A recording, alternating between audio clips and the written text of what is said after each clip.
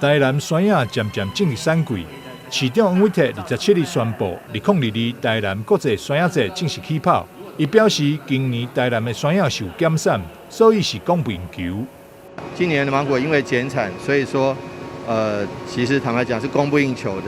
那价格也蛮高的。但是我们还是要先打开通路，让更多的这个民众能够知道台南芒果的好，台南芒果的好吃，以及台南的许多好的地方景点。尤其这次芒果节主要的行销的产区是在玉井、左镇、南化、南溪这些山区的地方。这些山区的地方，坦白讲，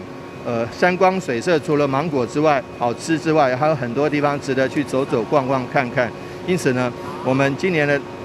国际芒果节还是要扩大举办。而且今年台南的山影也已经拍开纽西兰市场，将会行销13000多公斤，目前也陆续增加当中。台南山影好滋味，连外国人拢知影。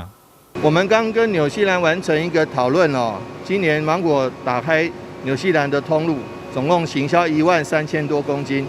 那目前为止还在陆续增加。为什么？因为现在芒果才刚刚上市，台南的芒果可能要到下个礼拜后才会盛产，进入盛产期。因此呢，陆陆续续有更多的芒果。那除了打开纽西兰通路之外，我们也会对澳洲还有其他的国家陆陆续续，因为我们台南，我们许多台湾人都吃纽西兰的奇异果，那纽西兰吃台湾的芒果，那我觉得这个样子的一个食品农产品交流互惠是蛮好的。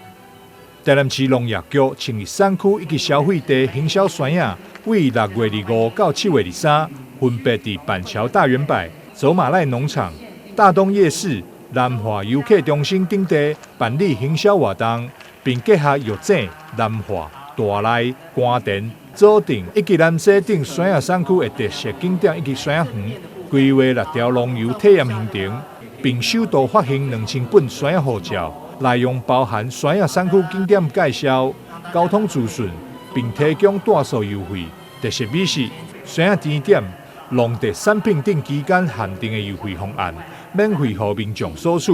欢迎市民朋友多加利用。台南新闻张硕维采访报道。